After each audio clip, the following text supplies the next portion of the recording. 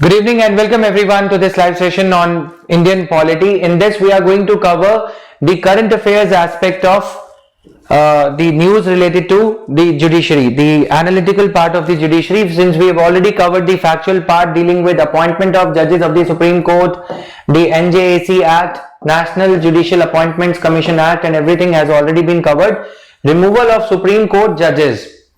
A judge of the Supreme Court shall not be removed from his office except by an order of the president passed after an address by each house. ये हमने कल cover किया था.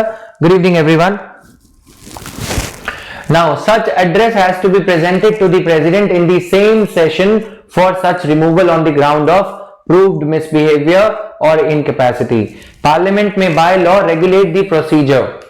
ये हमने देख लिया था सारा कुछ. रिमूवल मैंने कल अच्छे से समझाया था. जजेस इंक्वायरी एक्ट, फिर आर्टिकल 125 हमने देखा. ये सारे फैक्चुअल पार्ट कवर किया. एड ऑफ जजेस की appointment, jurisdiction of the supreme court, original jurisdiction, appellate jurisdiction, power of judicial review. Judiciary can review the acts of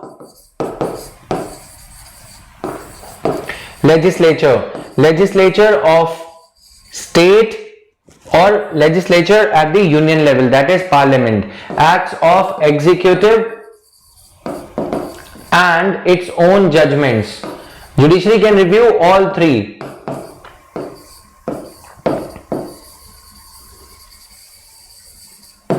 Judiciary can also review its own judgments as well. ठीक है, अगर कोई 3 जज bench ने judgement दी है तो उसको 5 जज बेंच रिव्यू कर सकता है. अगर कोई जजमेंट 5 जज बेंच ने दी है तो उसको 7 जज बेंच रिव्यू करता है. Clear? Control over subordinate courts. Judiciary can have control over the supreme court has got the control over the subordinate courts. Subordinate courts कौन है? High courts. हाई कोर्ट्स में क्या चल रहा है? हाई कोर्ट्स के जजेस की ट्रांसफर, हाई कोर्ट्स के जजेस अगर टाइम पे नहीं आ रहे, जजमेंट सही नहीं दे रहे, या कोई नेपोटिज्म है या कोई एलिगेशंस ऑफ करप्शन है, तो वो भी सीनियर लेवल पे जुडिशरी जो है सुप्रीम कोर्ट देखता है. क्लियर? लेकिन इसमें एक प्रॉब्लम पाई जाती है. द जजेस of the supreme court do not have much of the administrative power, much of the administrative control over the जजेस ऑफ द हाई कोर्ट. तो जजेस of the supreme court do not have much of the control over the जजेस of the high court. ये आपको थोड़ा ध्यान रखना होगा. जैसे जस्टिस कर्णन इशू हुआ था. जस्टिस कर्णन वाज अ जज of the Kerala and he was passing erring judgments, mistaking judgments. तो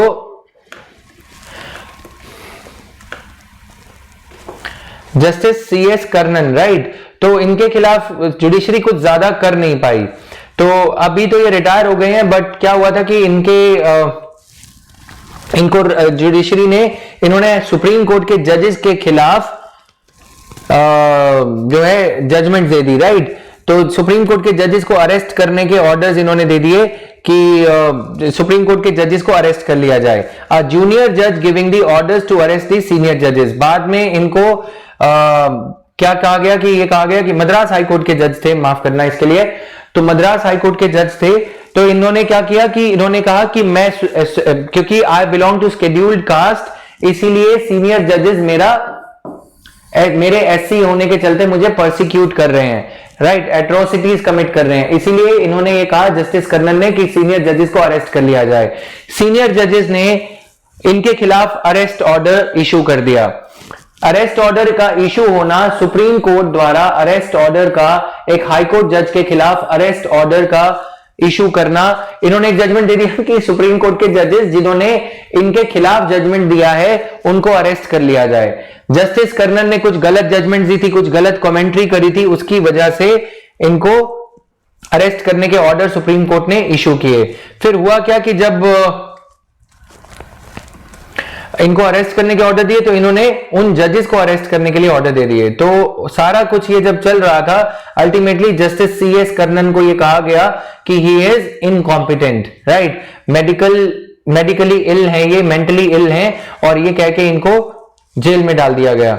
और दिक्कत उस टाइम पे ये समझ में आई, when I was analysing that issue in the news, in the media, उस टाइम पे ये चीज सामने आई कि सुप्रीम कोर्ट की जो एडमिनिस्ट्रेटिव पावर्स हैं वो लैकिंग पाई गई ऐसे एरिंग जजेस के कंटेंट्स को, ऐसे एरिंग जजेस के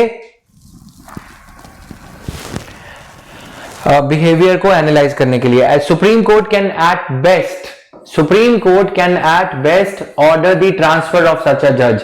एडमिनिस्ट्रेटिव साइड पे सुप्रीम कोर्ट के पास हाई कोर्ट के जजेस को प्रमोट करने की पावर है, ट्रांसफर करने की पावर है, लेकिन एडमिनिस्ट्रेटिव साइड पे सुप्रीम कोर्ट के सीजेआई भी हाई कोर्ट के जज को कोई ऐसा एफिडेविट नहीं भेज सकते कि बताओ तुमने ये क्यों किया, जवाब दो, शो कॉज नोटिस। जैसे अगर मैं आईएएस हूं, मैं चीफ सेक्रेटरी हूं या मैं कैबिनेट सेक्रेटरी हूं, तो मैं नीचे के सेक्रेटरीज को शो कॉज नोटिस भेज सकता हूं, कारण बताओ notice, show the cause for doing a particular thing.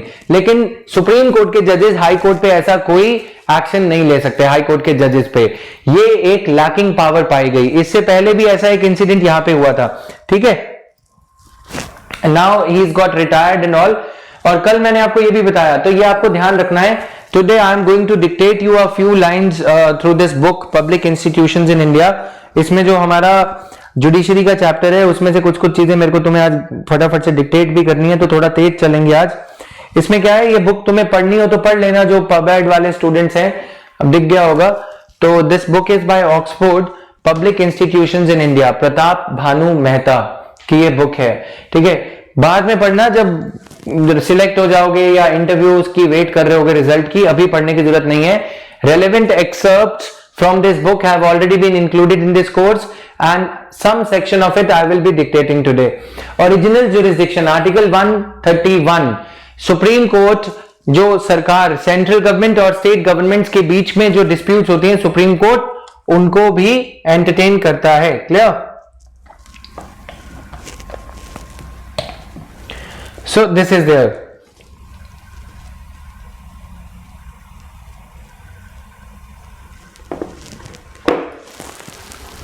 Clear? Now, between the government of India and one or more states, or between the government of India and any state of states on one side, तो ये भी कल मैंने समझा दिया था। 2014 का ये क्वेश्चन भी हमने देख लिया। एपिलेट जुरिस्डिक्शन, सर्टेन केसेस, ये भी हमने कल देखा था। सब्सटैंशियल क्वेश्चन ऑफ लॉ जिनमें इन्वॉल्व हो, या substantial question of law of general importance जिसमें इन्वॉल्व हो, and that in the opinion of the high court the said question needs to be decided by the Supreme Court. Clear? In criminal cases, an appeal lies to the Supreme Court if the High Court has on appeal reversed an order of acquittal. Criminal cases में Supreme Court के पास अपने आप case जाने के लिए, Supreme Court में file होने के लिए एलिजिबल होता है केस, अगर हाई कोर्ट ने अपील करे जाने पे, high court on appeal reversed an order of acquittal of an accused person and sentenced him to death or to imprisonment for life or for a period of not less than 10 years. अब मैं यहां पे ये बता रहा हूं तुम्हें।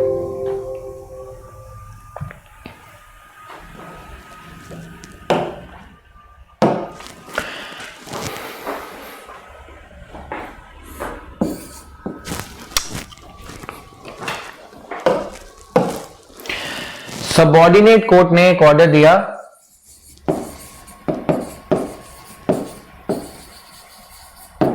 Death का, ठीक है। सबऑर्डिनेट कोर्ट ने डेथ का ऑर्डर दिया। ये ऑर्डर या 10 इयर्स की इंप्रिजनमेंट या लाइफ इंप्रिजनमेंट का ऑर्डर दिया, और ये ऑर्डर चैलेंज हो गया डिस्ट्रिक्ट कोर्ट में। डिस्ट्रिक्ट कोर्ट ने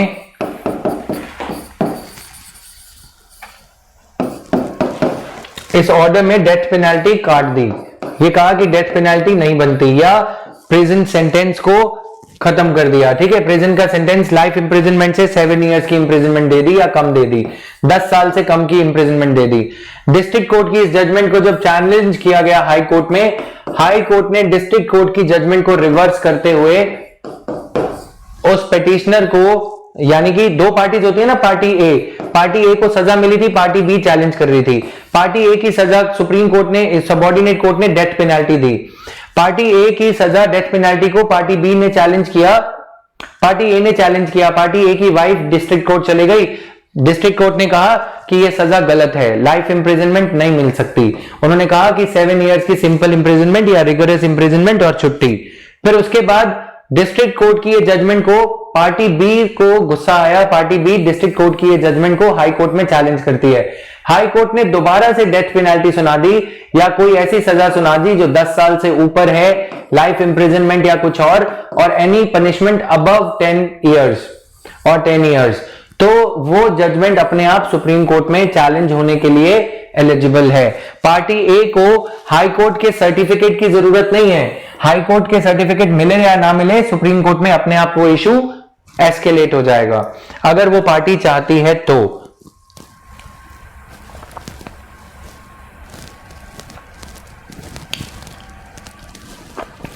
In this case, certificate of appeal from an high court for appealing the case to the Supreme Court is not required. Certificate of appeal के बिना, high court के certificate of appeal के बिना case को supreme court में entertain करवाना मुश्किल हो जाता है। थ्रू स्पेशल लीव पिटीशन करवाना पड़ता है, थ्रू SLP। SLP क्या होता है वो हम समझेंगे।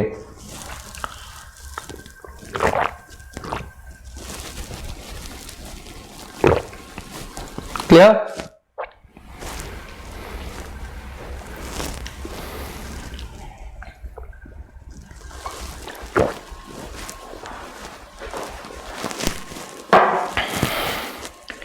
क्लियर है सबको?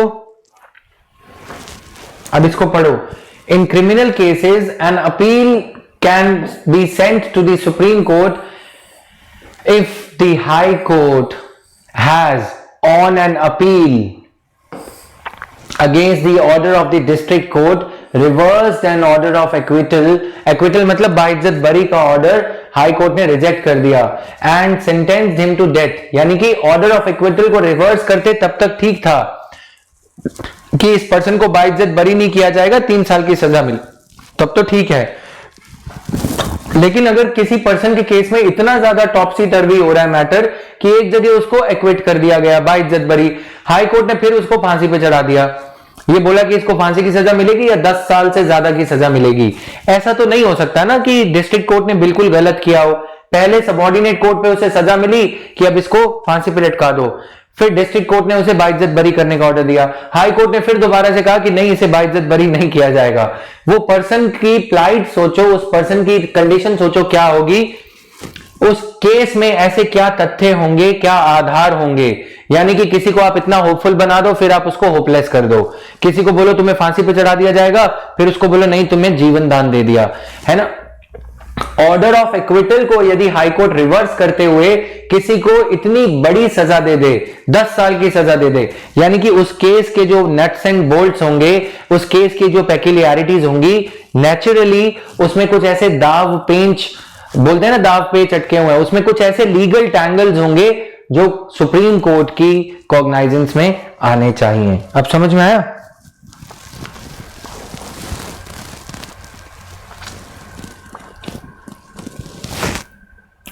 क्लियर?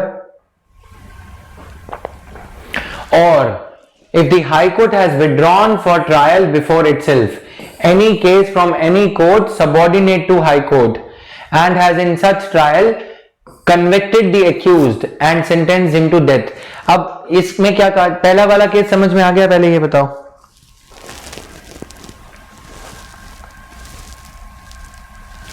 पहले वाला पॉइंट समझ में आया? पहले ये बताओ।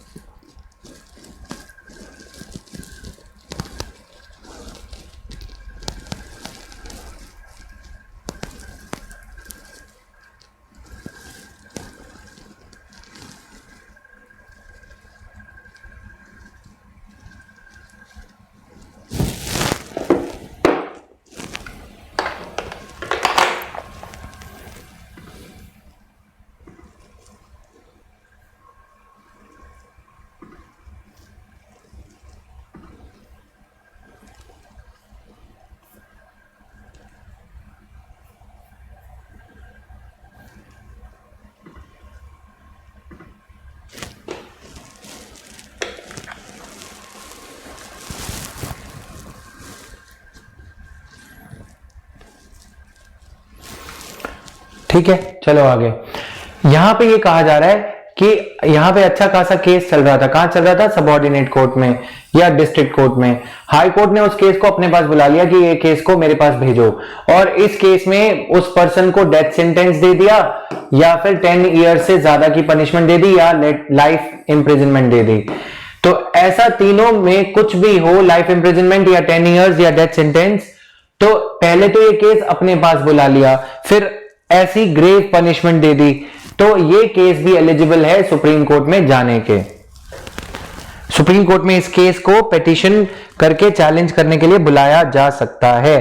Got it?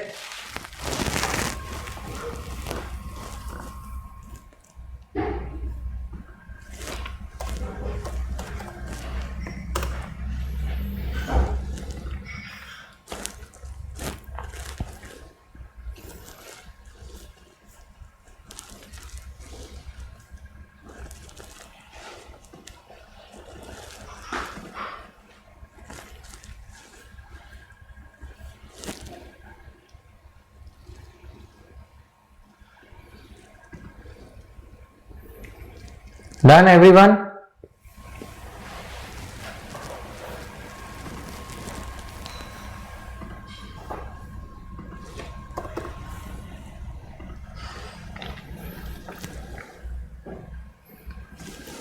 और स्पेसिफिकली मेंशन दिया, तुम लोग लड़ना बाद में दोनों। साकेत अपनी अदालत खोल लो यहां पे कहीं, और आपकी अदालत नाम रख दो उसमें, रजत गुप्ता को प्रोसिक्यूट कर लो, ठीक है? हो सके तो सलमान खान को भी बुला लो, और मुझे भी।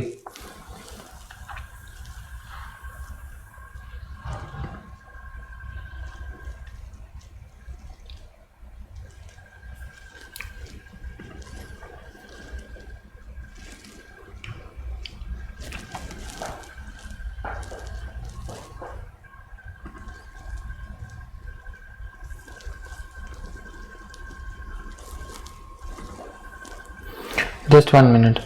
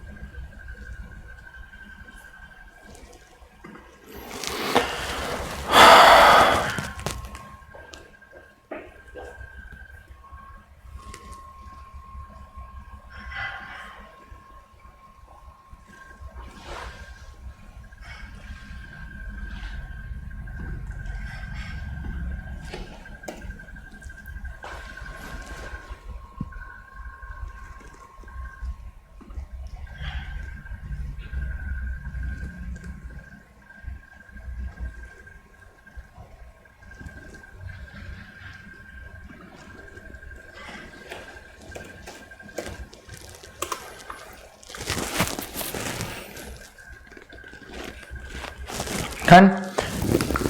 Now coming here, अब आगे चलते हैं।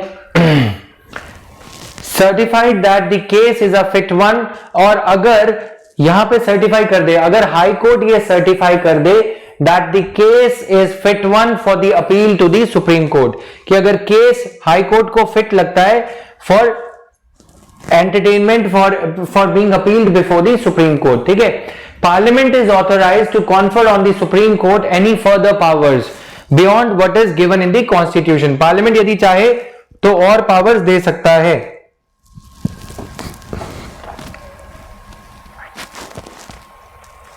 ठीक है? और पावर्स किसको दे सकता है? सुप्रीम कोर्ट को। To entertain and hear appeals from any judgment, final order और sentence in the criminal proceeding of a high court.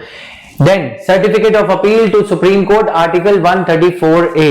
Every High Court passing or making a judgment, decree, final order or sentence may, if it deems fit so to do so on its own motion. Every High Court passing or making a judgment or final order may, if it deems fit. ठीक है? अगर उसे सही लगता है high court को, तो high court ऐसा कर सकता है। Got it?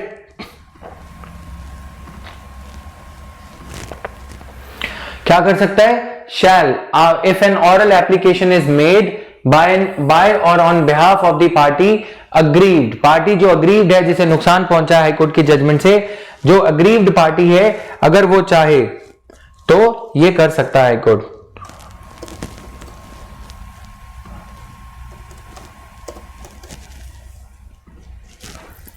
क्लियर है? Immediately after passing or making of such judgment, decree, final order or sentence determined as soon as may be after such passing of order or making of order may be given with respect to। मैं इसका बहुत अच्छा example दे रहा हूं। Every high court passing or making a judgment or final order may, if it thinks that it is necessary to do so, to give a certificate to a party to on its own motion without the party asking for it। ठीक है? और दूसरे case में if an oral application is made before the court. ठीक है? अब मैं इसका बहुत अच्छा एग्जांपल दे रहा हूं। देखो, one of my friends he cleared civil services, right? I met him after he was already into IPS. So मैं हमेशा ये एग्जांपल देते आता हूं। So he got all India 6th rank from, चलो 8th rank from Tamil Nadu, right? तो what he did was his optionals were zoology and उस time पे 2 optional होते थे। After that, after when I came in, there was 1 optional. So we met at a mains test series center and naturally एक होता है कि ठीक है उसका IPS निकला है तो बात करके देखते हैं कैसे करना है एग्जाम को क्लियर और ये सब। तो he was all frustrated, why? Because he had chosen such optionals and he was a very good रट्टू तोता, right? नाम है अरुण थम्बुराज, चेक कर लेना। तो he is a very good friend of mind. होता क्या है कि ऐसे लोग बहुत मेहनत करते हैं। He was a topper all through his life. Topper होते हैं तो बाद में एक बार यूपीएससी में झटका लग गया, उसने बहुत अच्छे से तैयारी करी, जूलॉजी और ज्योग्राफी ऑप्शनल था। अब रैंक आई, पहले बार में रैंक आई 495, आईपीएस मिला। He was not at all happy क्योंकि he was expecting out of 600 marks back then in the optional subject, he was expecting around 400 marks, 400 plus, because zoology में वो क्या करना होता है, कीड़े मकोड़ों के नाम जिसको याद हो गए वो लिख के आएगा, तो कोई सब्जेक्टिविटी का एलिमेंट नहीं है जैसे पब्लिक एडमिनिस्ट्रेशन में होता है, राइट? हमारे जैसे का जो बुद्धू बना दिया यूपीएससी ने। तो अब वो मैंने ऑप्शनल चूज किया पब एड, उसने डॉक्टर था तो उसने जोलॉजी चूज किया। ज्योग्राफी में भी रट्टा लगा के गया अच्छा खासा। ज्योग्राफी में फर्स्ट अटेम्प्ट में मार्क्स आए 376। ठीक है? सारी लाइफ अपना टॉपर रहा तमिलनाडु में, टॉप फर्स्ट क्लास से लेकर 10th तक, 10th के बाद 12th, कॉलेज में हर ईयर में। एक साल में कॉलेज में फर्स्ट मतलब सेकेंड ईयर में कम मार्क्स आए थे और वो केस भी मद्रास हाईकोर्ट में लगा दिया। मद्रास हाईकोर्ट ने दोबारा से मार्क्स बढ़ा दिए और टॉपर डिक्लेयर कर दिया बाद में। ऐसा बंदा जब यूपीएससी में आता है उसको जहां वो 600 में से 400 नंबर एक्सपेक्ट कर रहा था, नंबर आए 200 समथिंग, 212 नंबर जूलॉजी में। इस बंदे ने क्या किया, यूपीएससी के पास आरटीआई एप्लीकेशन डाली कि मुझे मेरी आंसर कॉपी दी जाए, मैं अपनी आंसर कॉपी देखना चाहता हूं। ठीक है? यूपीएससी ये नहीं दी, यूपीएससी ने रिजेक्ट कर दिया आरटीआई एप्लीकेशन को। Matter went to Madras information commission से, तमिलनाडु इंफॉर्मेशन कमीशन से मैटर सेंट्रल इंफॉर्मेशन कमीशन में गया। सेंट्रल इंफॉर्मेशन कमीशन ने बोला कि ये जेंटलमैन अगर इतना रो रहा है तो बेचारे को उसकी आंसर कॉपी दे दी जाए। UPSC was all defined. Case गया मद्रास हाईकोर्ट। मद्रास हाईकोर्ट ने बोला आंसर कॉपी दे दी जाए। यूपीएससी ने इसको सुप्रीम कोर्ट में चैलेंज करती, बट यूपीएससी क्यों चैलेंज करेगी? ठीक है? मद्रास हाईकोर्ट ने, if the Madras High Court deemed fit, it gave a certificate of appeal. ठीक है? Every High Court passing an order has got a right to do so on its own. और if the party, अब उसने pray किया court को कि my lord please, क्योंकि Madras high court के जजेस को भी प्रमोट होना था तो उन्होंने खुद से नहीं दिया। उन्होंने ये कहा कि my lord please give me the petition, please give me the permission to appeal this case in front of the supreme court. Supreme court में चक्कर लगते रहे। अगर वो केस से पहले उसका रिजल्ट नहीं आता तो यूपीएससी में शायद सबसे बड़ा रिफॉर्म हो सकता था, क्योंकि ऐसा केस सुप्रीम कोर्ट के सामने भी कभी नहीं आया कि इतना मेरिटोरियस कैंडिडेट जिसने अपने कॉलेज में फर्स्ट रैंक नहीं आया, मार्क्स कम दिए गए प्रोफेसर के द्वारा, मद्रास हाई कोर्ट में केस लगा दिया और उसके केस की वजह से उसके मार्क्स वहां पे भी मेडिकल डिग्री, एमबीबीएस डिग्री में भी इंक्रीज हो गए। समझ में आया? अब ऐसे केसेस में जब कोर्ट को लगता है कि हाँ ये case fit and proper case है, इसमें अपने आप से ही सर्टिफिकेट दे दिया जाए कि ये कोर्ट में ये सुप्रीम कोर्ट में ये केस चला जाए। सुप्रीम कोर्ट में केस चल रहा था, इतने में उसका 6th रैंक आ गया और सुप्रीम कोर्ट ने बोला the outcome is fate to comply, the person has already got 6th rank, so the case is shut. समझ में आया?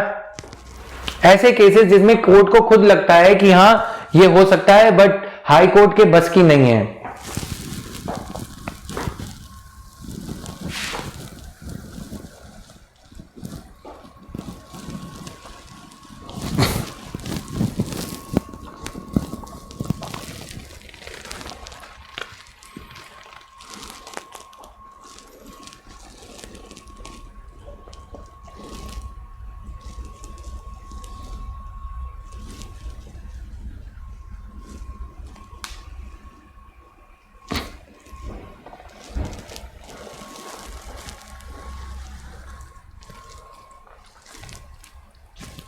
समझ में आया ये?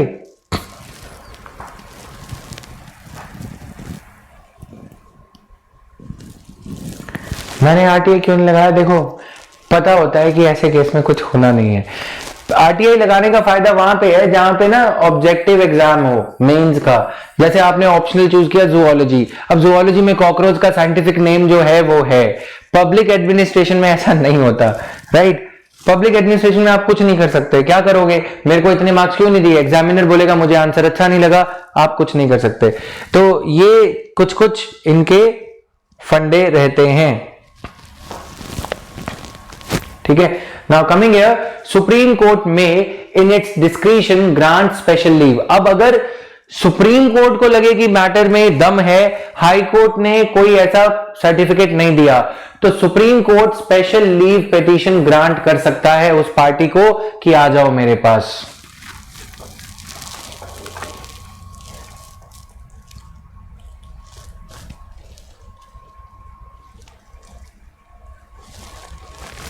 क्लियर? साकेत क्या बताना चाह रहे हो कि तुम रिकॉर्डेड क्लासेस देख रहे हो, रेगुलर हो? हाँ, उस क्लास में ये लड़का था नहीं, पर इस लड़के को वो एग्जाम्पल याद है। बाकी का अगर मैं कुछ पूछूंगा तो बंटा धार हो जाएगा। हाँ, वेरी नाइस। तुम्हारे जैसे करेंगे ना टॉप, मेरे जैसे क्यों करेंगे? तुम आ तो रहे हो, ऐसे एग्जाम्पल लिख के आना मेरे वाले एग्जाम में।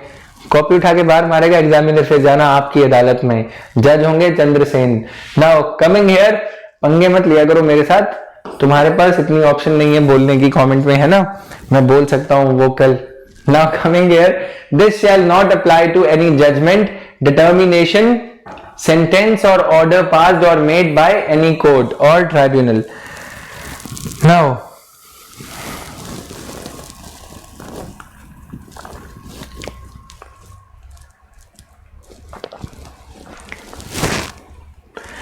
state shall not apply to, this shall not apply to any judgment, determination, sentence or order passed or made by any court or tribunal constituted by or under any law relating to armed forces.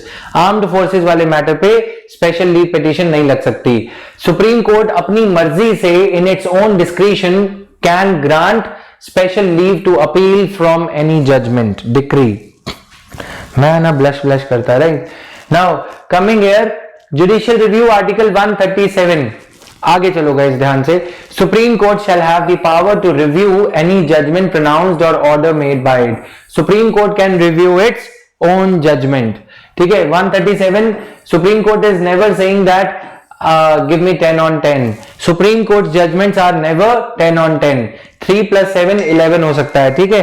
तो कमी भी हो सकती है इन judgements में, got it? In supreme court की अपनी judgement में भी कोई कमी पेशी रह सकती है, तो इसीलिए ये सुप्रीम कोर्ट अपनी जजमेंट को रिव्यू कर सकता है। एनलार्जमेंट ऑफ, अगर आप रिव्यू पिटीशन फाइल करते हो, अगर मान लो कि किसी पार्टी का केस सुप्रीम कोर्ट के सामने है, तो पहले तो आती है जजमेंट, ठीक है। जजमेंट के बाद आप रिव्यू पिटीशन फाइल कर सकते हो। फिर उसके बाद अगर फिर भी जजमेंट आपकी फेवर में नहीं आया, तो आप क्यूरेटिव पिटीशन फाइल कर सकते हो।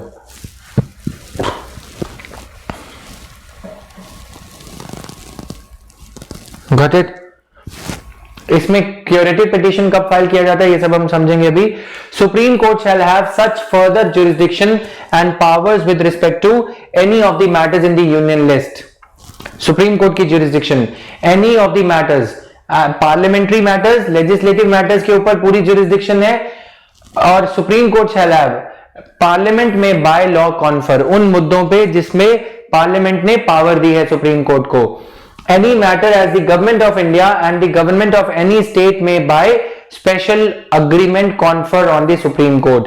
अगर गवर्नमेंट ऑफ इंडिया और किसी एक स्टेट ने एक समझौता कर लिया कि अगर हमारे बीच में सेंट्रल गवर्नमेंट और उस स्टेट गवर्नमेंट के बीच में कोई विवाद होगा तो वो सुप्रीम कोर्ट उस पर मीडिएट करेगा, सुप्रीम कोर्ट उस पर जजमेंट देगा, तो वो किया जा सकता है। Clear? If the parliament by law provides for the exercise of such jurisdiction, provided it has to be validated by parliamentary law. दोनों स्टेट्स ने समझौता कर लिया, सुप्रीम कोर्ट तभी बाउंड होगा उस समझौते को इंप्लीमेंट करने के लिए, सुप्रीम कोर्ट तभी बाउंड होगा जब parliament by law provides for the exercise of such jurisdiction and powers by the Supreme Court. Clear? Got it? Supreme Court can issue the following writs for the enforcement of fundamental rights. Number 1, habeas corpus. Number 2, mandamus. Number 3, prohibition. Number 4, quo warranto. Number 5, certiorari. इसको पढ़ो guys अच्छे से, किसी को कोई दिक्कत है? Enlargement, क्या सुप्रीम कोर्ट की ज्यूरिसडिक्शन को एनलार्ज किया जा सकता है? Supreme court shall have further jurisdiction and powers with respect to any matters in the union list as parliament may by law in future confer upon Supreme Court. A Supreme Court can have any jurisdiction on the matter which is the concern of government of India and the government of state, which is a matter of mutual concern to both. Any one state government or all the state governments or a few of state governments and the government of India on the other side. दोनों ने मिलके ये समझौता किया कि supreme court इस पानी के मुद्दे पे इंदिरा गांधी वाटर कैनाल पे एडजुडिकेटर होगा, even though interstate water disputes are kept outside as per article 262 of the constitution. लेकिन इन स्टेट्स ने अगर ये समझौता कर दिया और पार्लियामेंट ने ये लॉ पास कर दिया कि सुप्रीम कोर्ट के ऊपर अथॉरिटी है, सुप्रीम कोर्ट के ऊपर ड्यूटी है, तो सुप्रीम कोर्ट को इन स्टेट्स के इस म्यूचुअल मैटर में जजमेंट देना पड़ेगा। Got it?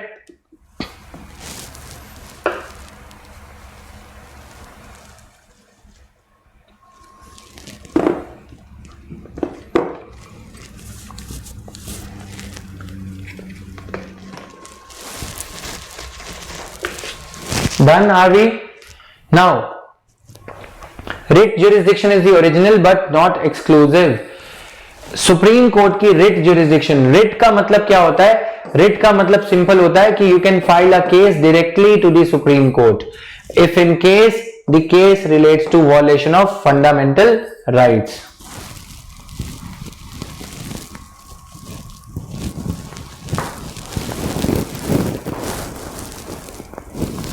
क्लियर है? Parliament can enlarge the writ, Parliament can even enlarge the writ jurisdiction. writ jurisdiction का मतलब ये होता है फंडामेंटल के केसेस में सुप्रीम कोर्ट का दायरे को writ jurisdiction, jurisdiction का मतलब होता है इलाका, राइट? स्फीयर ऑफ ड्यूटी क्या है या स्फीयर ऑफ पावर क्या है? जैसे पुलिस थाने की हद, पुलिस थाने की jurisdiction, तो रिट ज्यूरिसडिक्शन मतलब वो ज्यूरिसडिक्शन जो फंडामेंटल राइट्स से रिलेटेड केसेस की है। पहली लाइन का मतलब है रिट ज्यूरिसडिक्शन ओरिजिनल तो है, यानी कि फंडामेंटल राइट्स को वॉलेट करने वाले जो केसेस हैं वो डायरेक्टली सुप्रीम कोर्ट में तो जा सकते हैं, but it is not exclusive. इसका मतलब ये है वो सुप्रीम कोर्ट में भी जा सकते हैं और हाई कोर्ट में भी जा सकते हैं। आर्टिकल 32 के तहत वो सुप्रीम कोर्ट डायरेक्टली भेजे जा सकते हैं वो केसेस, बट वो केसेस हाई कोर्ट भी जा सकते हैं, इसीलिए दिस इज नॉट एक्सक्लूसिव।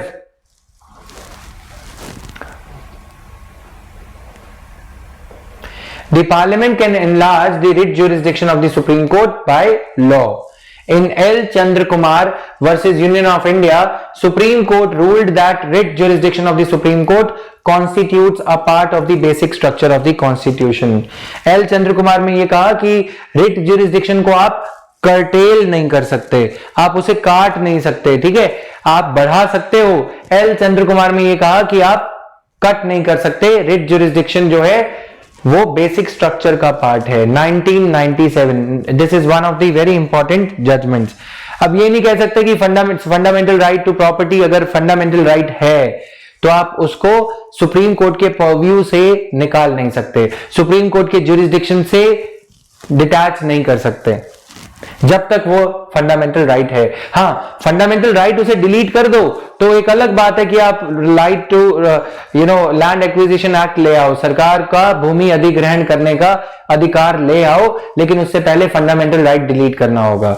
आप उस लॉ में फंडामेंटल राइट के रहते हुए ये नहीं लिख सकते कि इस लॉ के तहत एक्वायर की गई जमीन, प्रॉपर्टी, किसी की फैक्ट्री सुप्रीम कोर्ट की जुडिशियल रिव्यू से बाहर है। Got it?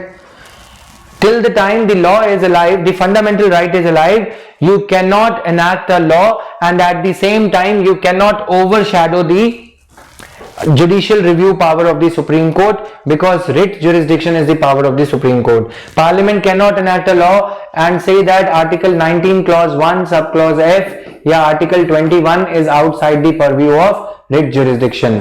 ये नहीं किया जा सकता। जब तक फंडामेंटल राइट जिंदा है तब तक रिट ज्यूरिसडिक्शन जिंदा रहेगी।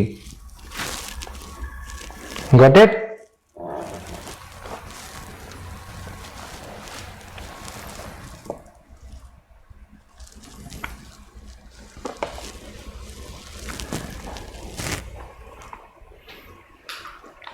सुप्रीम कोर्ट में विड्रॉ द केस और cases of general importance pending before the high court और दी हाई कोर्ट्स। इस पावर को यूज करते हुए एडीएम जबलपुर के सारे केसेस जो हाई कोर्ट के सामने पड़े थे सुप्रीम कोर्ट ने अपने पास बुला लिए, क्योंकि उस टाइम पे अटॉर्नी जनरल ने यह कहा था कि 9 डिफरेंट हाई कोर्ट्स में इंदिरा गांधी सरकार के खिलाफ केसेस पेंडिंग हैं और उन केसेस के लिए मैं इतनी दूर दूर बार बार नहीं जा पाऊंगा। It would be proper to bring those cases all at one place in the Supreme Court and the case would be started at Supreme Court. तो transfer of certain cases, ठीक है, on its own motion, अगर supreme court चाहे तो ऐसा खुद से कर सकता है। मैं इसका बहुत बढ़िया एग्जांपल दे रहा हूं, दो चीजों के एग्जांपल है। 1 मिनट रुक जाओ। 142 पढ़ो, इसको पढ़ो, खुद पढ़ो, तुम्हें मजा आएगा। जब मैं एक्सप्लेनेशन दूंगा तो ध्यान से सुनना।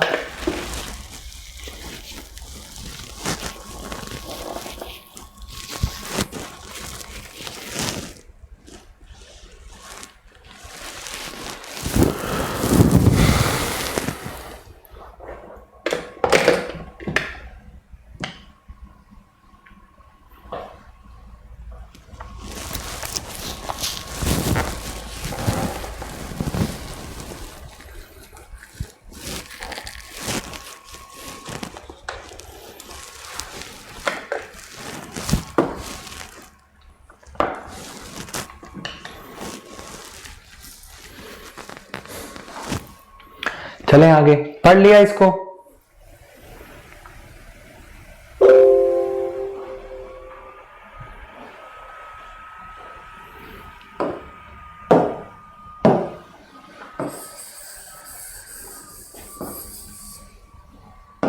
ये क्या है? एक टूम्ब, ठीक है।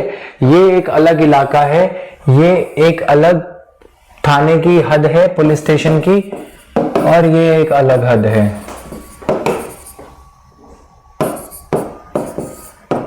Police station B. Police station A की हद में LK अडवाणी, मुरली मनोहर जोशी मुरली बजा रहे थे, राइट। LK अडवाणी, इन्होंने एक भड़काऊ भाषण दिया, किनको? कार सेवकों को। कार सेवकों ने इनको साजिश, देखो ये जो लॉयर होते कितना दिमाग लगाते, ठीक है। LK अडवाणी वगैरह ने ये दिमाग लगाया कि हम स्पीच देंगे, यहां कार सेवक भड़क उठेंगे और यहां पे जाके मस्जिद गिरा देंगे। अब मस्जिद गिरा दी गई, ठीक है। यहां पे अलग FIR फाइल हुई भीड़ के खिलाफ। भीड़ की कोई शेप नहीं होती, भीड़ का कोई नाम नहीं होता। Mob violence. भीड़ ने बाबरी मस्जिद गिराई, किसके कहने पे गिराई? IPC में, इंडियन पिनल कोड में यह लिखा गया है कि अगर उसी थाने की, अगर उसी पुलिस ज्यूरिसडिक्शन की ज्यूरिसडिक्शन के अंदर हेट स्पीच दी जाए और उसका अंजाम कोई स्ट्रक्चर को डेमोलिश करना, स्ट्रक्चर को डैमेज पहुंचाना हो, तो वो स्पीच देने वाले आदमी को, चाहे वो असदुद्दीन ओवैसी हो, चाहे एल के अडवाणी हो, या रथ यात्रा हो, या कथाकथ यात्रा हो, उसको जिम्मेवार माना जाए। लेकिन IPC is silent on this matter कि अगर पुलिस स्टेशन ए की ज्यूरिसडिक्शन में स्पीच दी गई, उसका इफेक्ट पुलिस स्टेशन बी की ज्यूरिसडिक्शन में दिखा, बाबरी मस्जिद को डेमोलिश करना, तो इन लोगों को, एल के अडवाणी, मुरली मनोहर जोशी, उमा भारती को जजमेंट,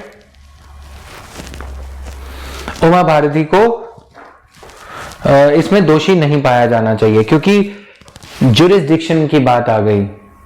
ठीक है, सुप्रीम कोर्ट यदि चाहे 142 की पावर लगाते हुए इन दोनों केसेस को, सुप्रीम कोर्ट ने पहला number article 139A, supreme court, ये इलाहाबाद हाई कोर्ट के सामने ये केस पड़ा था, सुप्रीम कोर्ट ने इस केस को संज्ञान में लेते हुए एक तो अपने पास बुला लिया।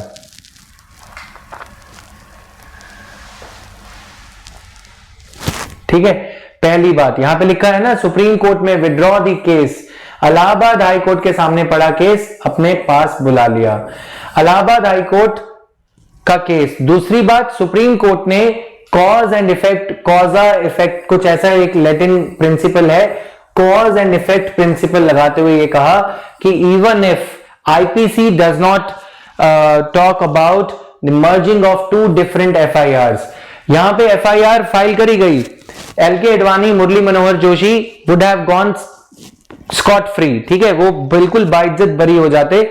तो एल के अडवाणी को, मैं अब सारी चीज बता रहा हूं इसकी, तुम्हें समझ में आ जाएगा। यहां पे एफआईआर फाइल करी गई। देखो, अगर तुम अपने किसी दोस्त को भड़काते हो, या रिया चक्रवर्ती का केस ले लेते हैं, रिया चक्रवर्ती ने सुशांत सिंह राजपूत को ड्रग्स दी, ओवरडोज दी, लेकिन सुशांत सिंह राजपूत अगर बच गया तो रिया चक्रवर्ती पे culpable homicide not amounting to murder का केस लगेगा। लेकिन अगर रिया चक्रवर्ती ने, अगर 24 घंटे के अंदर मर गया, ठीक है, एग्जाम्पल ले रहा हूं, ठीक है, मैं रिस्पेक्ट क्या करूं, मैं बोलूं मर गया, जी गया, सुन लो ध्यान से। अब अगर वो 24 घंटे के बाद, 3 दिन के बाद उसको डिप्रेशन फील होने लगा और वो मर जाता है, तो सुप्रीम कोर्ट के पास आईपीसी, सीआरपीसी के तहत पावर नहीं है कि इनको, क्योंकि सीआरपीसी साइलेंट, सीआरपीसी ये कहता है कि अगर आपने अपने दोस्त को कॉल किया और दोस्त आपसे बात करने के बाद सुसाइड कर लेता है या कुछ ऐसा, तो आरोप आपके ऊपर आएगा, चाहे गर्लफ्रेंड है, चाहे आपकी डिप्रेस्ड फ्रेंड है, पुलिस आपको बुलाएगी। ठीक है, ऐसे ही अगर इन लोगों ने यहां पे भड़काऊ भाषण दिया लेकिन उसका कोई इंपैक्ट नहीं आया, इंपैक्ट अगर होता नहीं है तो लीनियंसी पनिशमेंट मिलती है 5-6 महीने की, या फिर हेट स्पीच की कोई पेनल्टी लगा दी, 20-50 हजार, छुट्टी। अब हेट स्पीच के खिलाफ नियम कड़े होते चले जा रहे हैं, वो एक अलग बात है। पहले का जो लॉ था सीआरपीसी, पहले वाला लगेगा ना जब एल के अडवाणी ने वो दी थी, क्योंकि retrospective application of criminal law is not permitted. आज भले ही हेट स्पीच के खिलाफ कानून बहुत सख्त है, लेकिन अब एल के अडवाणी ने यहां पे स्पीच दी, उसका इफेक्ट यहां पे दिखा। इन दोनों एफआईआर को मर्ज करना सुप्रीम कोर्ट को अनुमति है अंडर आर्टिकल 142। हाई कोर्ट में पड़ा ये केस अपने पास बुलाना, राइट, कि मैं इसे एंटरटेन करूंगा, इस केस को मैं एडजुडिकेट करूंगा, सुप्रीम कोर्ट के पास में ये पावर है 139A के तहत। Supreme court under article 142 can go to any extent to render complete justice, पूरा इंसाफ करने के लिए, सब चीजों को दरकिनार करते हुए, यदि सुप्रीम कोर्ट को लगता है कि ये दोनों एफआईआर को मर्ज करेंगे, तब एक कंप्लीट पिक्चर निकल के आती है कि भाषण यहां दिया गया, इफेक्ट भले ही दूसरे थाने में आया, लेकिन ये इस भाषण की वजह से आया। अगर ये भाषण इस थाने की ज्यूरिसडिक्शन में ना दिया जाता तो बाबरी मस्जिद ना गिरता। तो मॉब वायलेंस को भड़काने का केस इनके खिलाफ चला दिया गया। ठीक है, उससे पहले आप देखोगे मुरली मनोहर जोशी अटल बिहारी वाजपेयी की सरकार में बहुत सीनियर थे, उमा भारती गंगा रेजुविनेशन की मंत्री थी। ठीक है, और एक और मिनिस्टर है मेनका गांधी, जो कि डुओ को अच्छी नहीं लगते, राइट। कौन है डुओ? अमित शाह और नरेंद्र मोदी, प्राइम मिनिस्टर। इनको चुपचाप रिजाइन करवा दिया, इन्होंने नैतिक कारणों पे रिजाइन कर दिया कि गंगा क्लीन नहीं हुई, इसलिए मैं रिजाइन करती हूं। पहली ऐसी मंत्री जिन्होंने कॉन्सेंशियस ग्राउंड्स पे बिना किसी दबाव, पब्लिक में आए दबाव के, बिना किसी पब्लिक में आए दबाव के रिजाइन कर दिया। उससे पहले जब ये केस 2017 में हुआ, I was keenly following this case and I read that Babri मस्जिद वाली पूरी फ्रंट लाइन जो उसमें ये सब था। तो एलके अडवाणी उससे पहले बहुत बोल रहे थे ऐसा लगता है कि देश में इमरजेंसी लग गई है, he could not be made, he was not made the president of India. इनको भी चुप कराने के लिए ब्रह्मास्त्र ढूंढा किसने? डुओ ने ये कहा कि अगर तुमने ये कुछ किया तो ये लॉ दोनों को मर्ज हो जाएगा और तुम जाओगे जेल में। 90 साल के जेल में जाते हुए तुम अच्छे लगोगे नहीं। मुरली मनोहर जोशी को बोला कि ज्योतिषी तुम्हारे हम बन जाते हैं, चुप हो जाओ। अब ये भी चुप हो गए, उमा भारती भी चुप, ये सब क्रिटिक्स चुप हो गए जो कि सीनियर बीजेपी के लीडर्स थे, जिनको आरएसएस के कहने पे टिकट देना पड़ता था। ये सब चुप हो गए। अब जजमेंट आई, LK Advani is absolved of any crime. ये इसका पॉलिटिकल साइड है, समझ में आया? मजेदार है ना हमारी पॉलिटी। आप देखो कि एक दो आदमी ही पूरे संविधान सब कुछ को नचा सकते हैं। सुप्रीम कोर्ट ने ठीक किया कि मर्जिंग करा, ये सब किया, लॉ को सशक्त बना दिया ताकि पब्लिक परसेप्शन क्रिएट हो जाए। हाँ, एलके अडवाणी की गलती जरूर थी। He is himself, he used to be a very good lawyer during his own times and a press person also. समझ में आया? तुम्हारे लिए काम का जो था वो मैंने बता दिया।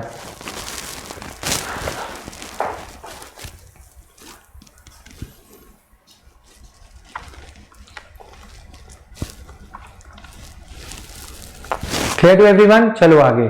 Advisory jurisdiction 143। जब तुम स्कूल में थे 143 क्या बोला जाता था? तुम्हें किसी लड़के ने बोला होगा, लड़की ने बोला होगा 143, उसका मतलब होता था आई लव यू, राइट? वैसे तो there is a lot of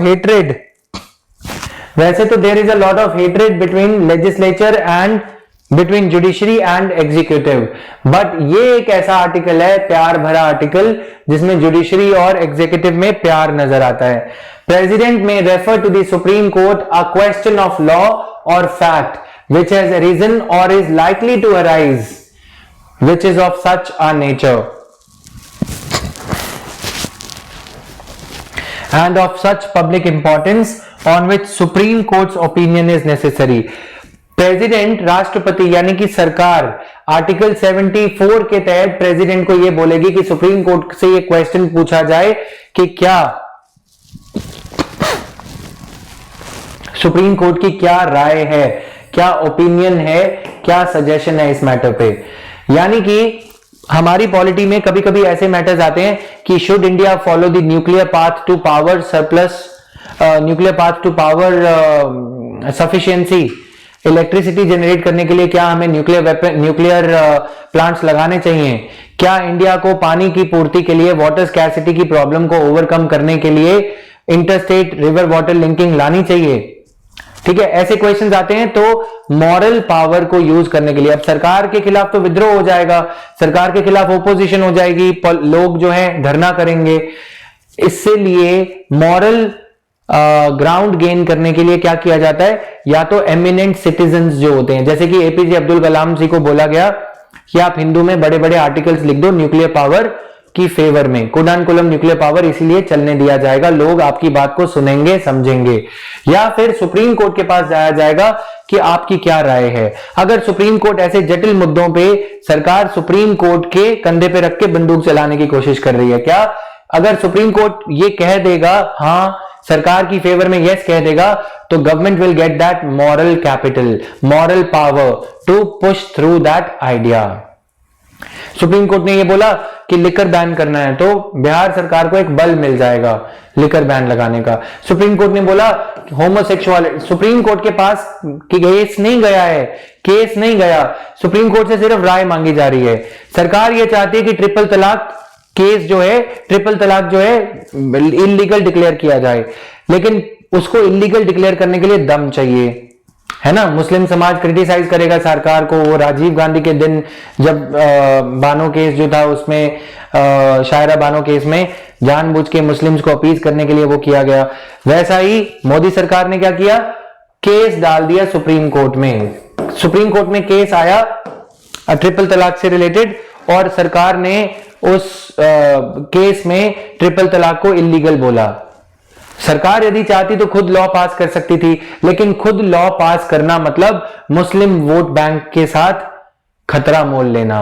Muslim vote नहीं करेंगे, इसलिए सुप्रीम कोर्ट को कहा कि आप क्या कहते, वो तो लीगल साइड पे कहा, ठीक है, केस के रूप में अटॉर्नी जनरल ने सरकार का पक्ष रखते हुए ये कहा कि हां हम इस केस को सपोर्ट करते हैं, ट्रिपल तलाक इलीगल है, घिनौनी प्रैक्टिस है, इसे डिलीट किया जाए। लेकिन अगर सरकार चाहे किसी रिफॉर्म के मुद्दे पे आगे बढ़ने से पहले सुप्रीम कोर्ट से एडवाइस मांग सकती है। जैसे कि सुप्रीम कोर्ट से मान लो कल को ये पूछ लिया जाए होमोसेक्सुअलिटी पे आपकी क्या राय है, इंटरलिंकिंग ऑफ रिवर्स पे आपकी क्या राय है, साइमल्टेनियस इलेक्शंस पे आपकी क्या राय है। अगर सुप्रीम कोर्ट ये कह देगा तो भाइयों बहनों ये कहेगा, भाइयों बहनों माननीय न्यायपालिका ने, सुप्रीम कोर्ट ने भी मेरे इस आइडिया को स्वीकार किया है, ऐसे बोलेंगे ना वो, तो लोगों को लगेगा हाँ सुप्रीम कोर्ट ने भी बोला है, प्राइम मिनिस्टर ठीक कह रहे हैं, राइट। ये क्या है, मॉरल पावर बिल्ड करने के लिए अ डिस्प्यूट, और प्रेसिडेंट में refer to the supreme court, a dispute within the original jurisdiction of supreme court, advice मांगने के लिए। केस के वे में सुप्रीम कोर्ट के पास में जाएंगे तो हो सकता है सुप्रीम कोर्ट मना कर दे, इससे पहले एडवाइस मांग लो। अगर सुप्रीम कोर्ट एडवाइस दे देता है तो क्या सुप्रीम कोर्ट की खुद की दी गई एडवाइस जब केस के रूप में सुप्रीम कोर्ट के सामने आती है तो क्या वो सुप्रीम कोर्ट पे बाइंडिंग है? नहीं बाइंडिंग। यानी कि सुप्रीम कोर्ट ने बोला कि हाँ होमोसेक्सुअलिटी के लिए अभी टाइम राइट नहीं है, राइट, हेटेरोसेक्सुअलिटी ही होनी चाहिए, सेक्शन 377 वैलिड है, राइट। अब सरकार को बल मिल गया, सरकार ने सोचा चलो केस फाइल करते हैं, सेक्शन 377 को इलीगल डिक्लेयर करवाते हैं, लीगल डिक्लेयर करवाते हैं सुप्रीम कोर्ट से, लीगल डिक्लेयर करवाते हैं सुप्रीम कोर्ट से। सरकार ने फिर इस मुद्दे को जिस पे एडवाइस मांगी थी उसी पे सुप्रीम कोर्ट में केस दाग दिया, केस फाइल कर दिया। सुप्रीम कोर्ट अपनी बात से मुकर सकता है, हाँ सुप्रीम कोर्ट अपनी दी गई एडवाइस से मुकर सकता है। सुप्रीम कोर्ट से जब ये पूछा जाएगा केस के रूप में लीगल एंगल के व्यू में कि सेक्शन 377 लीगल है या इलीगल, सुप्रीम कोर्ट तब ये कह सकता है सेक्शन 377 हैज नो प्लेस। समझ में आया? Because it is violative of article 377। यानी कि supreme court need not conquer with what it has said during advisory jurisdiction while exercising its advisory powers, need not concur with what it is going to say when the same matter is presented before the Supreme Court as a legal case। ठीक है, ध्यान रखना।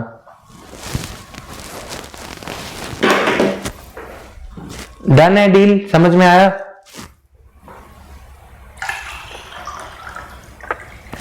तुम में से आधे लोग आज सो रहे हो, जो लोग सो रहे हो थोड़ा जाग जाओ, अच्छा लगे मुझे भी। हाजिरी लगाओ सारे फटाफट, शाबाश।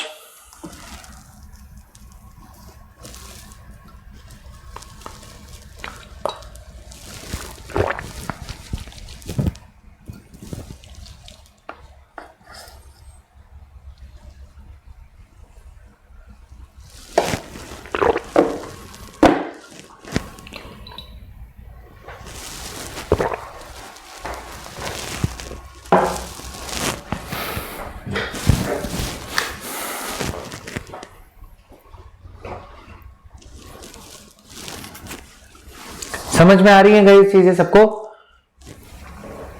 इन the former case the supreme court में after such hearing as supreme court thinks necessary report to the president its opinion.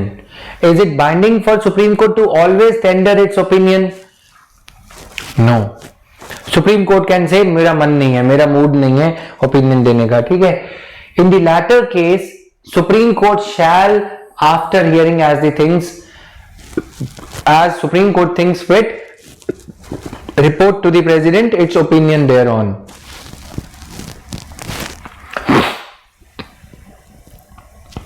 ठीक है, as it thinks fit कर लेना।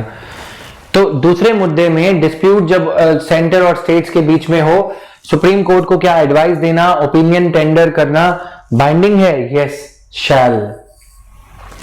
सुप्रीम कोर्ट दो मैटर्स पे ओपिनियन दे सकता है, President may refer to the Supreme Court a question of law or fact which has arisen or is likely to arise or which is of the nature and of such public importance on which Supreme Court's opinion is necessary.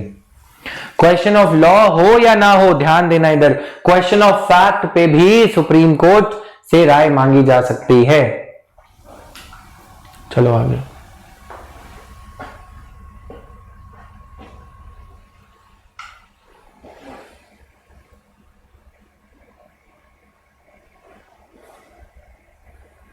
Please answer.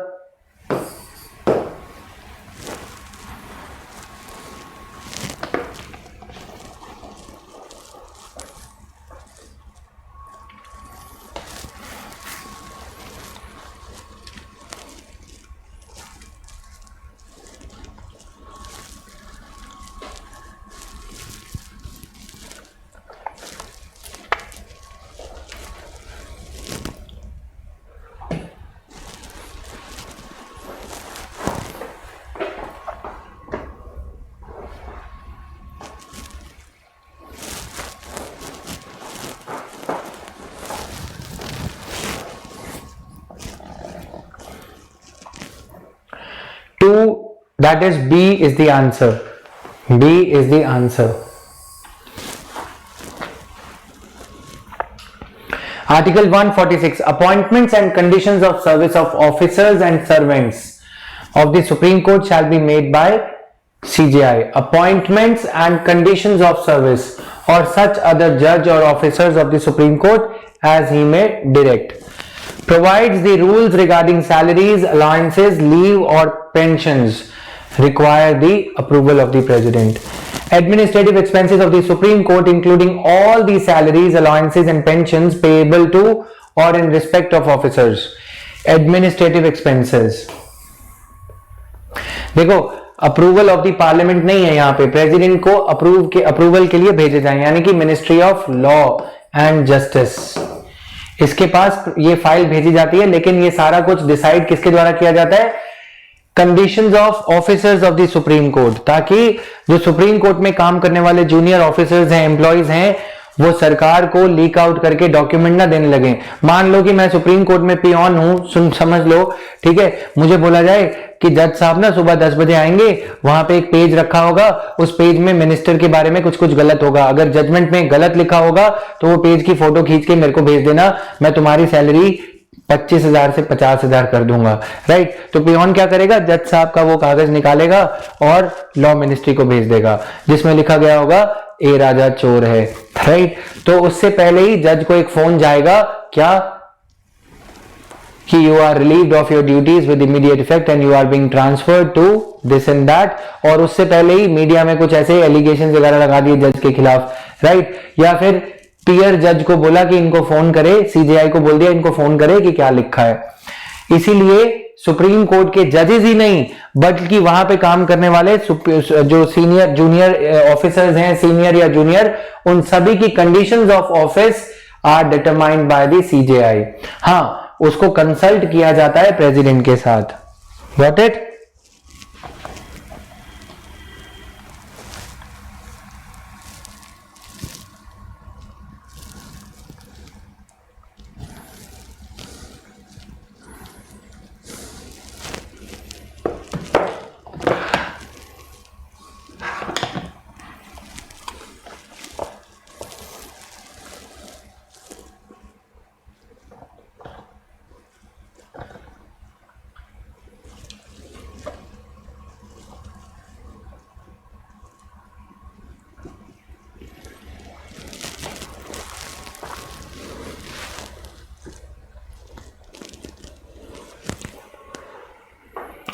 Administrative expenses of the Supreme Court, including all the salaries, allowances and pensions payable to or in respect of the officers and servants of the court shall be charged upon Consolidated Fund of India.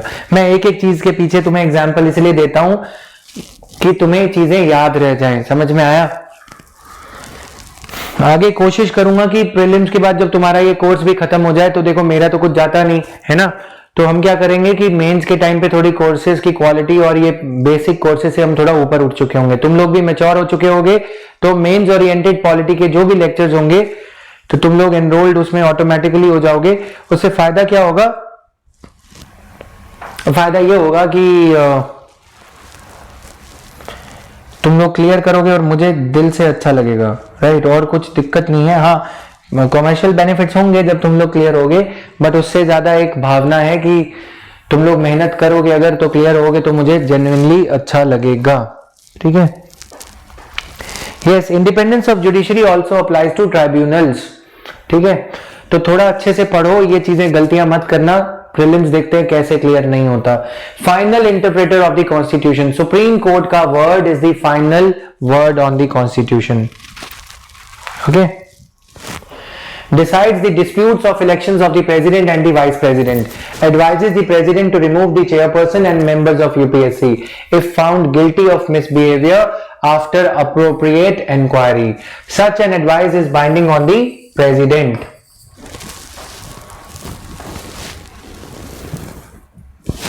ठीक है। Tribunals की power को सुनिश्चित करने के लिए पहले क्या होता था, पहले मैं ट्राइब्यूनल समझा दूंगा। सारे ट्राइब्यूनल्स में आईएएस ऑफिसर बैठा दिए, तो सुप्रीम कोर्ट ने धीरे धीरे से ये कहा कि जो ट्राइब्यूनल के मेंबर्स हैं उनके पास बेनिवोलेंट ऑर्डर्स देते हुए ये कहा गया, जूनियर जजेस ने ये कहा, लॉयर्स ने ये कहा कि भैया हमारे लोग क्यों नहीं है वहां पे। इन्होंने ये कहा जो भी आईएएस या जो भी ट्राइब्यूनल का मेंबर बनना चाहता है उसके पास लॉ की डिग्री होना जरूरी है। बताओ, समझ में आया? इसीलिए ताकि judiciary was in competition with executive to pack the tribunals with its own members who owe their allegiance to जजेस। समझ में आया? जुडिशरी के आगे घुटने टेकने वाले अफसर होने चाहिए। आईएएस ऑफिसर को लगाओगे तो वो तो मंत्री की धुन पे नाचेगा, रिटायर्ड आईएएस ऑफिसर जो ट्राइब्यूनल का मेंबर बनेगा। इसलिए ये कंपटीशन चलते रहता है। Tribunals are quasi judicial powers, so terms of office and conditions of appointment of the tribunal members shall be independently framed. They shall not be changed to their disadvantage after them being appointed. समझ में आया? इसके बारे में deal करेंगे tribunals पे। Issues in news related to judiciary, फटाफट से डील करेंगे। रिक्यूजल ऑफ जजेस। रिक्यूजल क्या होता है? मुझे लगता है कि मेरे किसी सगे संबंधी का, मैं जज हूं, मुझे लगता है कि मेरे किसी रिलेटिव का मैटर है, मेरे भाई ने जो है कंपनी में शेयर खरीद रखे हैं और उस कंपनी का केस मेरे सामने आ रहा है, तो यदि मुझे लगता है, मेरी इनर कॉन्शियंस को ये लगता है, it would not be proper on my part to entertain that case, to be the judge in that case, then I can say that I don't want to work in that case. मैं recuse कर लेता हूं, I recuse myself. किसी और जज को लगा दो, मेरे बस का नहीं है, मैं इंडिपेंडेंटली इस जजमेंट में बैठ नहीं पाऊंगा। लेकिन इसका उल्टा पार्ट ये है कि अगर वो कंपनी ही मेरी है, मान लो, वैसे तो जज की कंपनी नहीं हो सकती, वो कंपनी मेरे भाई की है पूरी तरह से, ठीक है, फिर भी उसका केस सामने आ रहा है, अगर मैं ये कहता हूं कि मेरे भाई के उस कंपनी में इतने ज्यादा शेयर्स होने के बावजूद भी मेरी जजमेंट देने की कैपेसिटी पे, मेरी इंडिपेंडेंस पे कोई असर नहीं पड़ेगा, मेरी कॉन्शियंस एकदम साफ है गंगा की तरह, तो मैं जज बन के रह सकता हूं। उस केस में आई कैन बी द जज if I have some self interest in the outcome of that case, and if it is publicly known, is it not going to impact the perception of judiciary? Yes, it is going to, but it is completely left to the individual judge to decide whether he wants to recuse himself or he does not want to. The outcome of this state of affairs is that judges who should recuse themselves from the blatantly visible cases, from the cases which are prima facie visible that they have a self-interest involved, judges are not recusing themselves from those cases, whereas they are recusing themselves from the cases in which they have minute interest, because there is a lack of clear-cut guidelines on whether judge should recuse or not.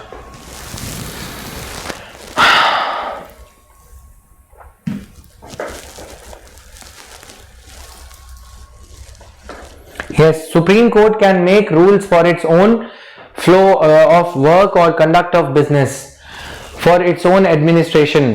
145, supreme court अपने rules खुद बनाता है। Supreme court को इसके अंदर article 145 का use करते हुए रूल्स बनाने चाहिए। ठीक है, क्या कहना चाह रहे हो साकेत, थोड़ा खुल के बोलो। Now, Supreme Court recently deprecated the attempts made for recusal of a judge from a constitutional bench hearing challenges to provisions of Land Acquisition, Rehabilitation and Resettlement Act. Arun Mishra का नाम इसमें आता है. What is the case about? 12 अक्टूबर 2019 को supreme court notified a 5-judge constitution bench जिसमें अरुण मिश्रा एक जज थे. Arun Mishra would begin hearing 5 matters related to Land Acquisition, Rehabilitation and Resettlement Act.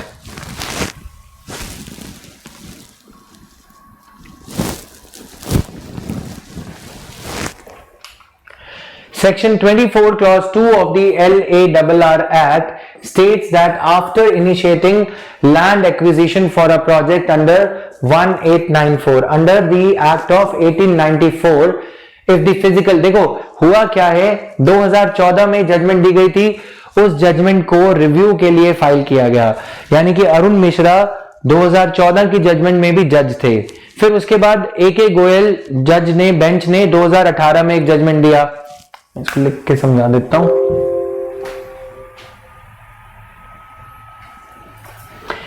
Year थोड़ा इधर उधर हो सकता है, वैसे मैं बता रहा हूं तुम्हें.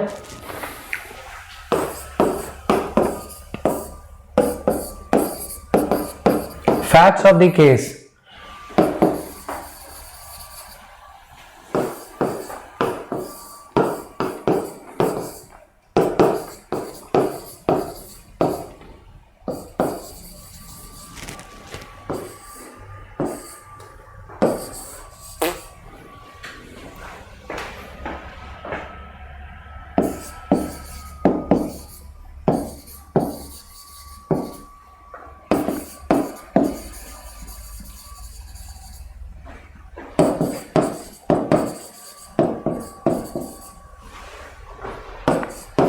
This judgment laid down the principles under LARR Act, Land Acquisition, Rehabilitation and Resettlement Act.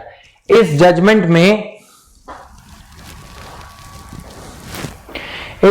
में पहली जजमेंट थी, 3 जज बेंच ने ये जजमेंट दी.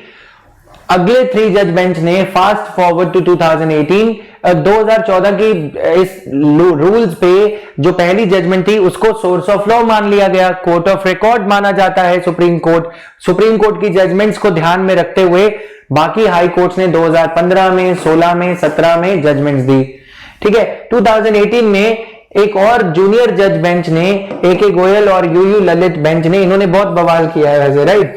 इन्होंने उल्टी सीधी जजमेंट्स बहुत दी हैं दोनों जजेस ने, मैं उनके बारे में भी बात करूंगा. जजेस गलत नहीं है, जजेस ऑनेस्ट हो सकते हैं, लेकिन उल्टी पुल्टी जजमेंट दी जाती हैं. ठीक है. इन्होंने प्रिंसिपल ऑफ जुडिशियल कंसिस्टेंसी जो हमने कल डील किया था कि एक जो जजमेंट है 2014 में आप कुछ कह रहे हो तो 2018 में भी आप वही कहो, इंस्टीट्यूशनल मेमोरी जिसे कहते हैं. तो the judgments of the supreme court on the same identical issue should agree with each other, but the judgment that was given by justice Arun Mishra in 2018 bench was conflicting with the judgment given by another bench of equal strength, equal number of judges, 3 judge bench. अब ये दोनों में clash हो गया. तो जो party थी उसने ये बोला, जो लॉयर थे उन्होंने ये बोला कि 2014 में ये कहा था, अब अरुण मिश्रा बेंच ने ऐसा क्यों किया. AK गोयल और UU ललित और अरुण मिश्रा, अब इन दोनों जजमेंट्स को कैसे तालमेल बैठाया जाए, उसके लिए 2019 अक्टूबर में एक बेंच बनाया गया. अब ये बेंच इनसे ज्यादा जजेस का होगा, 3 जज. जब ऐसा कोई मैटर होता है कि जिसमें इक्वल स्ट्रेंथ ऑफ जजेस वाले 2 जजमेंट्स में, इक्वल स्ट्रेंथ ऑफ जजेस बेंच वाली 2 जजमेंट्स में डिस्कॉर्ड होता है, कॉन्फ्लिक्ट होता है, तो एक हायर नंबर ऑफ जजेस का बेंच बनाया जाता है. 5 जज बेंच बनाया गया. उसमें one of the judges, Arun Mishra, was the head of the bench. Is it proper?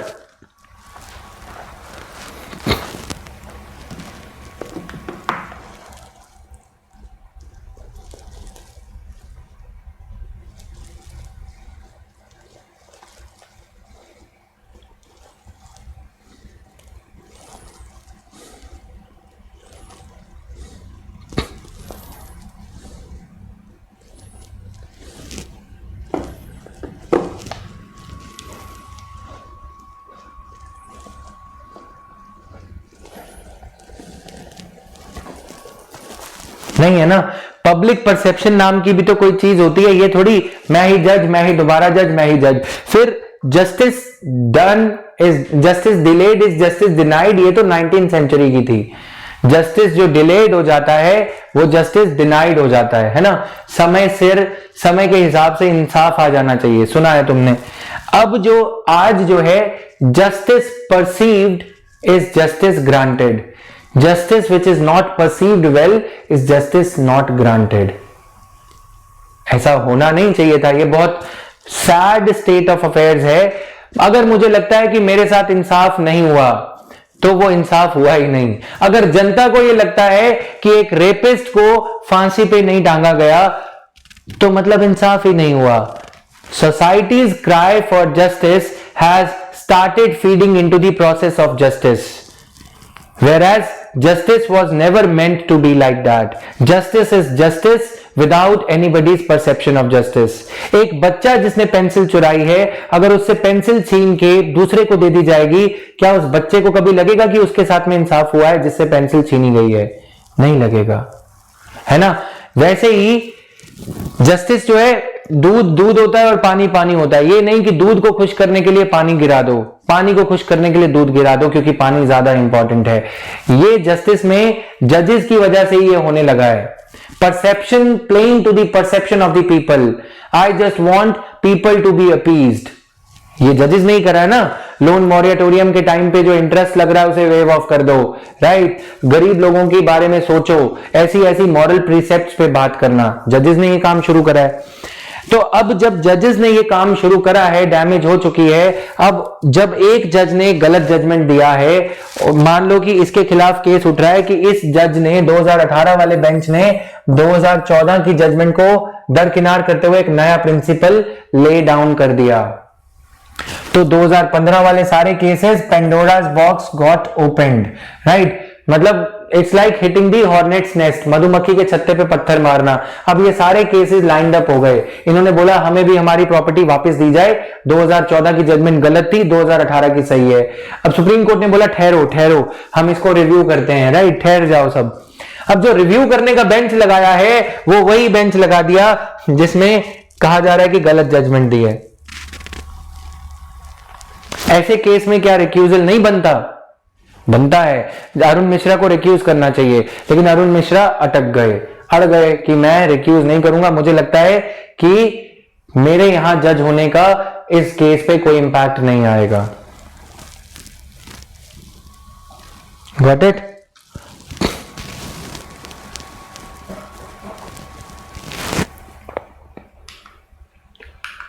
So this is there 11 जज बेंच रिसेंटली था। फुल बेंच कभी जो है इंदिरा गांधी केस में था, उसके बाद फुल जज बेंच कभी नहीं बैठा। उस टाइम पे जो स्ट्रेंथ ऑफ जजेस थी, सभी के सभी जजेस ने वो जजमेंट दिया था। क्लियर? तो ये था हमारा थोड़ा सा आज की क्लास में, इसको थोड़ा सा पढ़ना। ऐसे ही और एनालिटिकल मैटर है, पढ़ोगे इसे मरोगे कि नहीं पढ़ोगे बताओ? पीपीटी पढ़ के सोओगे अभी, या ऐसे ही काला मुंह करके सो जाओगे लाइट बंद करके? पढ़ लेना इसे, समझ रहे हो? तो मेरे को थोड़ा टाइम लगेगा तुम्हें, क्योंकि इसकी चीजें समझानी है, अंदर के जो दाव पेंच है वो समझाने हैं। तो ये आज के लिए इतना ही।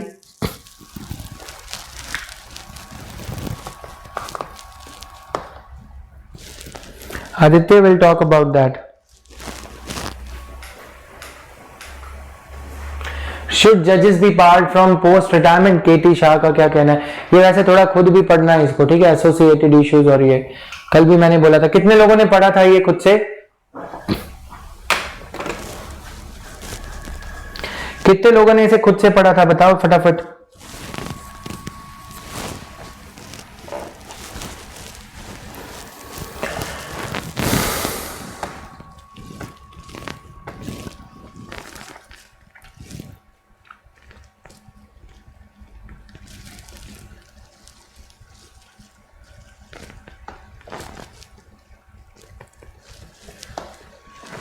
Thank you guys, thank you.